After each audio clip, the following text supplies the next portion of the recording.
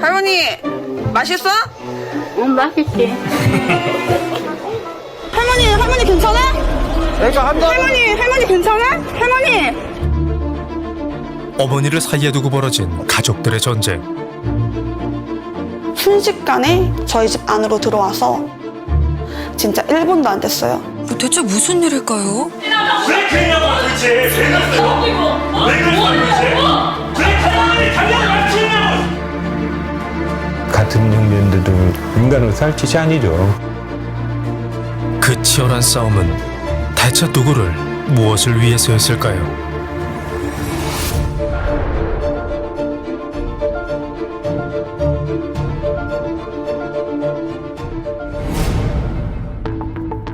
지난달 제작진 앞으로 제보 영상 하나가 도착했습니다.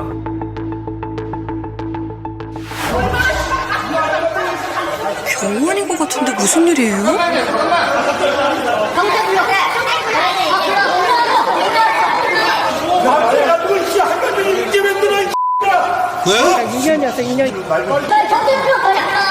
아, 지금 경찰을 찾긴 한 것 같은데. 침대에 지금 누가 누워 있는 것 같죠?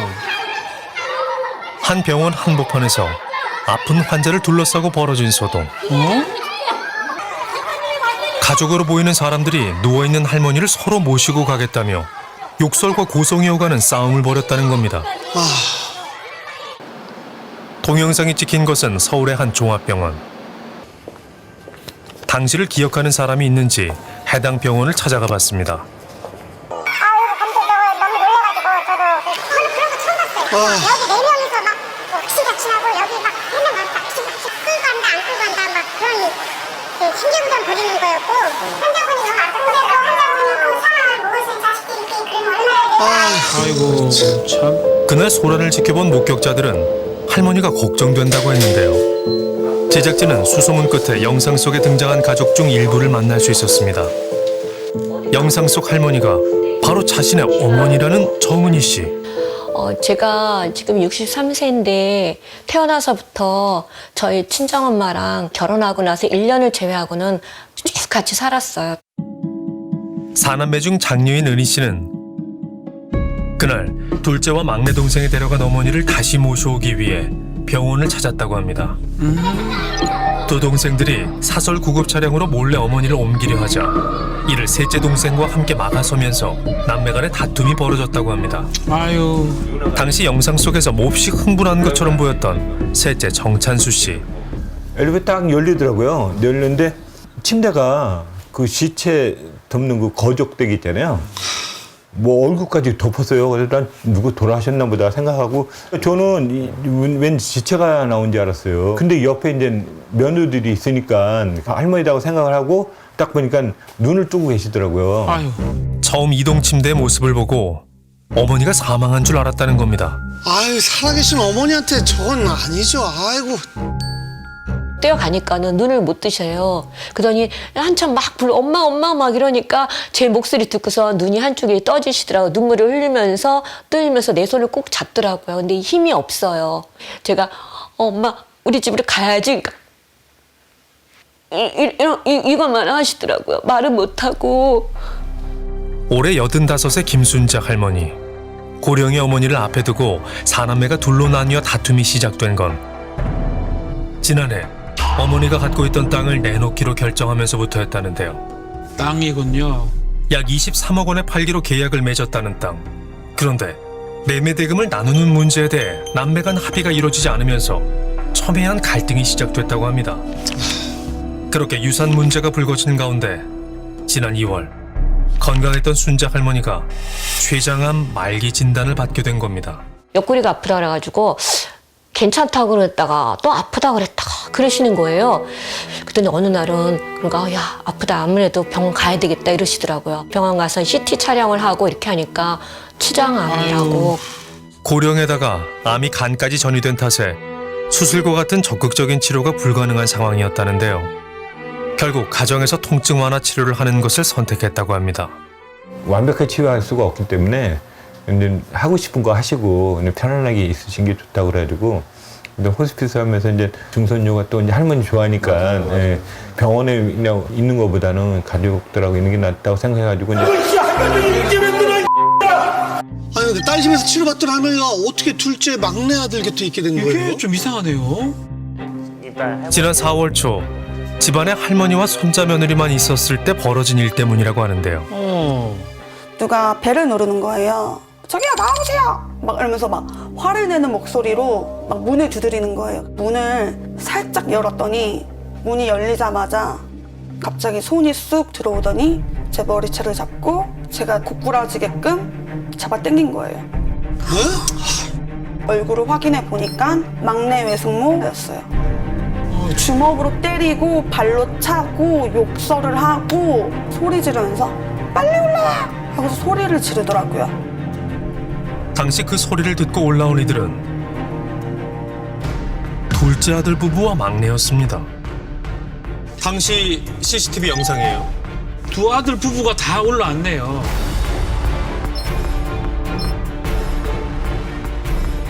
제가 쓰고 온 모자가 현관문 사이에 걸려서 문이 제대로 닫히지가 않는 거예요. 순식간에 저희 집 안으로 들어와서 이 내복바람으로 주무시고 있는 할머니를 그냥 들쳤고 엘리베이터 쪽으로 나오고 저희가 할머니를 위해서 대여한 휠체어를 들고서 내려간 거죠. 아니 저게 말이 됩니까 저게? 아니 저렇게 물리적인 충돌까지 하면서 집안에 들어간 거죠? 그렇죠. 아유 참. 저럴 이유가 있나요? 내복바람의 순자 할머니는 그렇게 아들 등에 업혀 딸의 집에서 사라져 버렸습니다. 두 아들이 순자 할머니를 데려가기 전 일어난 폭행으로 손자 며느리 최 씨도 큰 상처를 입었다는데요. 둘째 아들에게 강제로 어머니를 모시고 간 일에 대한 입장을 물었습니다. 올라오셨을 때 씨는 그 폭력행위가 없었던 거예요? 저희는 그건 못 봤는데 다 같이 몰려왔을 때 열어주진 않았을 것 같은데. 우리는 모르죠. 그러니까 씨가 뭐라고 얘기했으니까 열어줬겠죠. 그냥 들어가갖고 엄마 모시고 나왔어요. 그냥. 야 바로 앞을 지나가는데 싸우는 걸 못 봤다는 봤다고요? 거예요? 할머니를 그렇게 모시고 간 이유가 뭔지 좀 여쭤봐도 될까요? 할머니가요 같이 자 있는 줄 알았어요. 암이 말기고 막 그런데 어머니도 안 보여주고요. 그리고 집에다 방치시켜놓고 그게 말이 돼요 그게?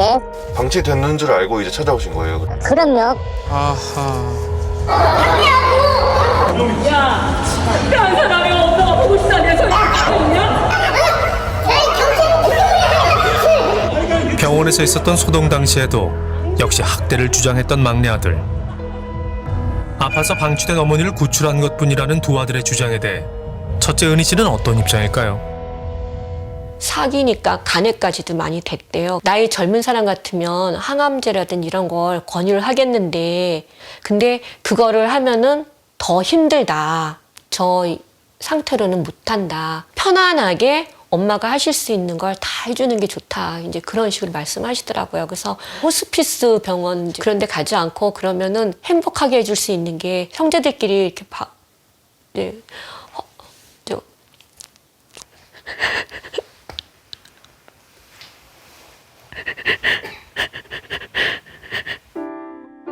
고령으로 인지 기능이 낮아져 있었고 당시 약간의 치매 증상도 보였다는 할머니. 하지만 거동이 가능했던 터라 가족들 곁이 더 나을 거라는 생각에 집에서 간호를 했다고 하는데요. 주 2회 가정 호스피스 전담 간호사가 방문해 환자를 살피고 할머니의 통증 완화를 도왔다고 합니다. 은희 씨도 어머니의 상태를 기록하면서 의료인의 지시에 잘 따랐다고 했습니다. 또 함께 사는 6살 증손녀 역시 아프신 어머니에게는 큰 기쁨이었다는데요.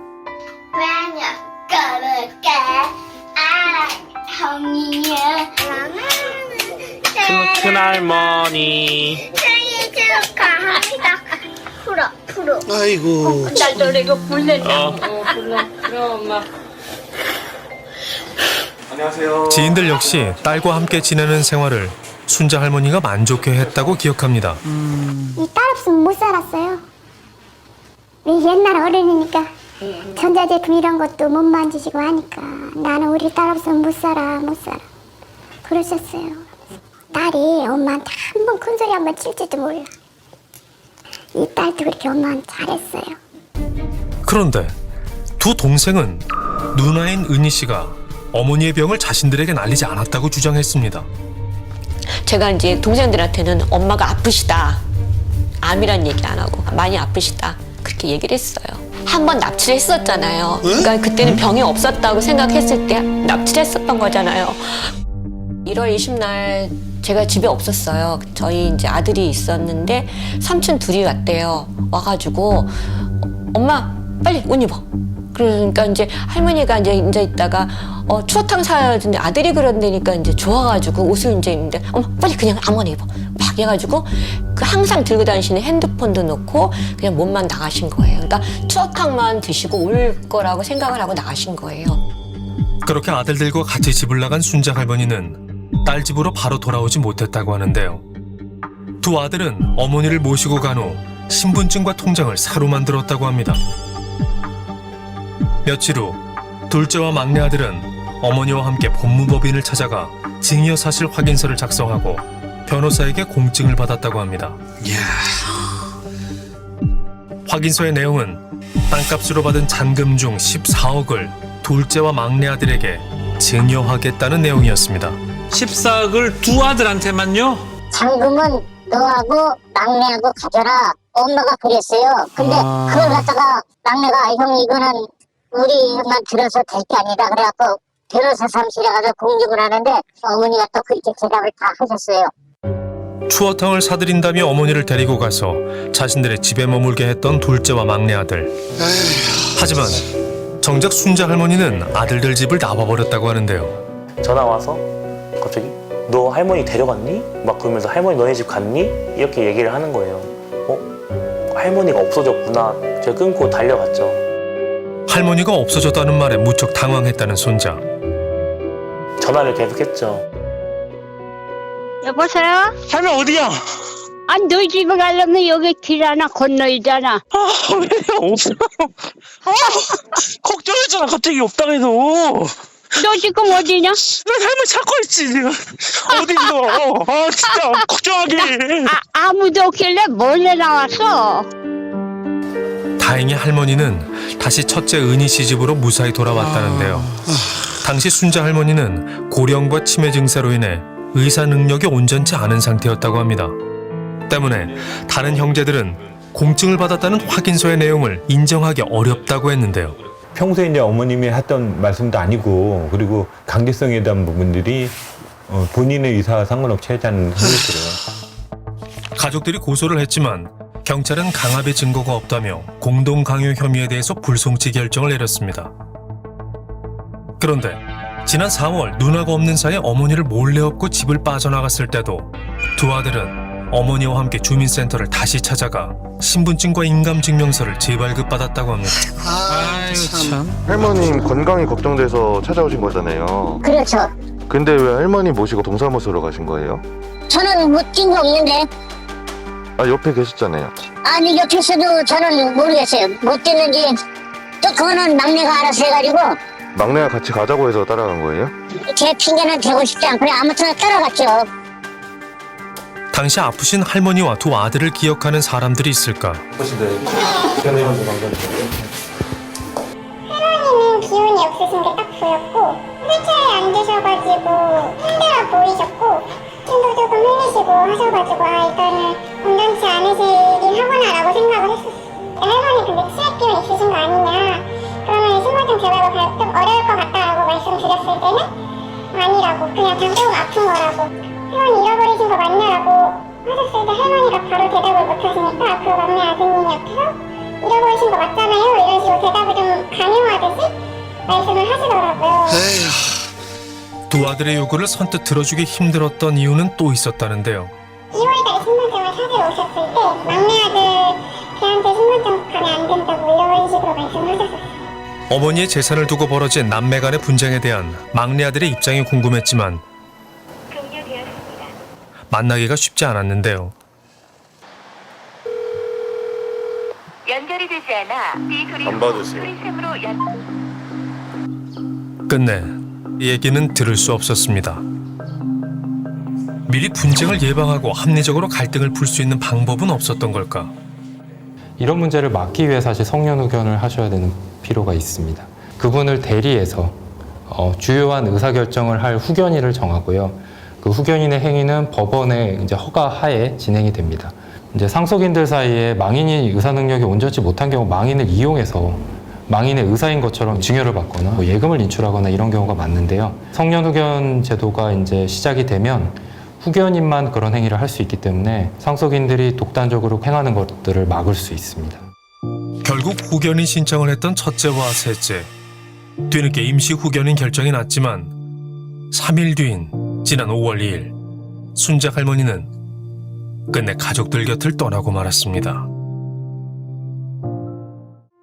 20여 년 전 병으로 남편을 먼저 보낸 순자 할머니는 한평생 남편과 사남매의 뒷바라지를 억척스럽게 해오며 오직 가족만 바라보며 살아왔다는데요. 자식들 잘 가르쳤어요. 농사져가지고. 자식을 위해서 사셨어요. 어디 가서 뭐 진짜 차 한 잔 마시지도 않고. 얼마 전까지 밭에도 다니셨는데. 야. 이만한 시대에 돌아가셨어. 이 좋은 세상.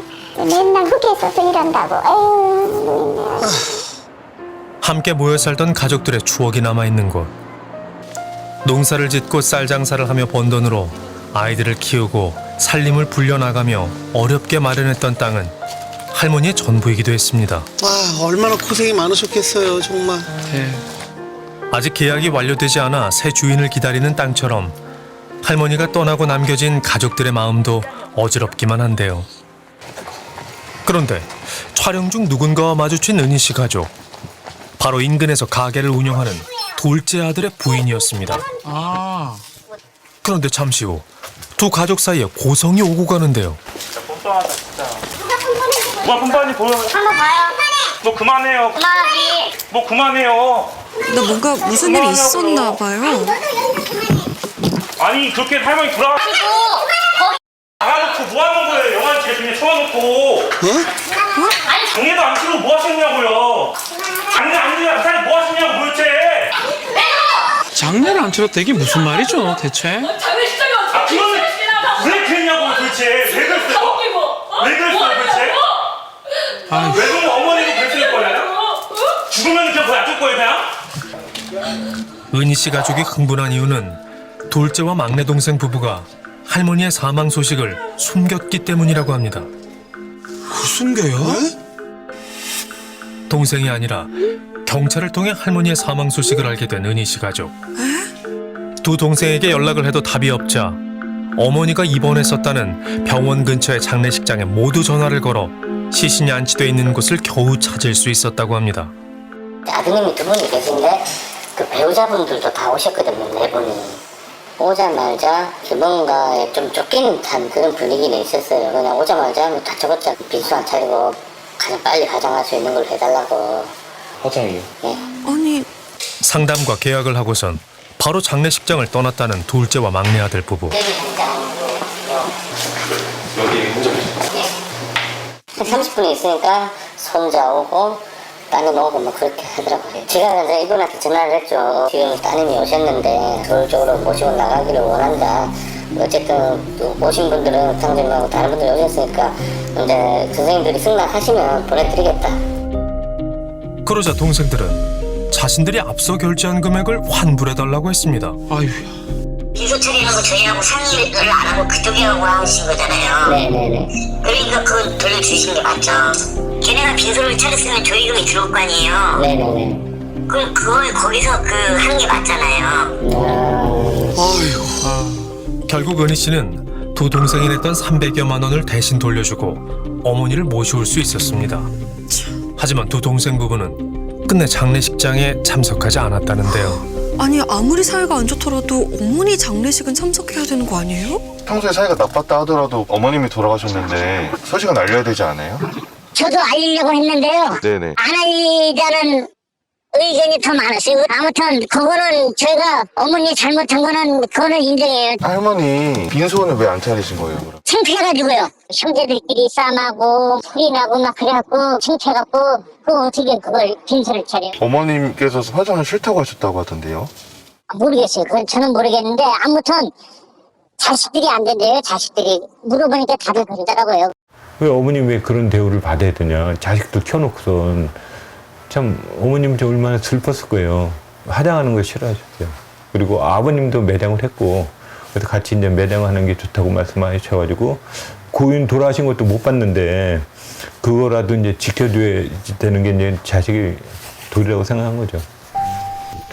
생전 뜻대로 먼저 떠난 아버지 곁에 어머니를 합장했다고 합니다. 순자 할머니가 세상을 떠나면서 가져간 마지막 기억은 과연 무엇이었을까요? 미안해 엄마. 끝까지 지켜주지 못해서.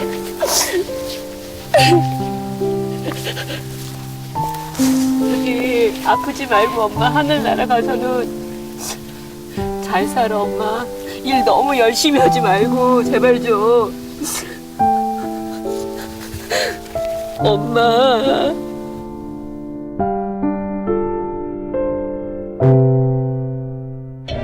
어머니가 자식들에게 남겨주고 싶었던 유산은 과연 무엇이었을까요?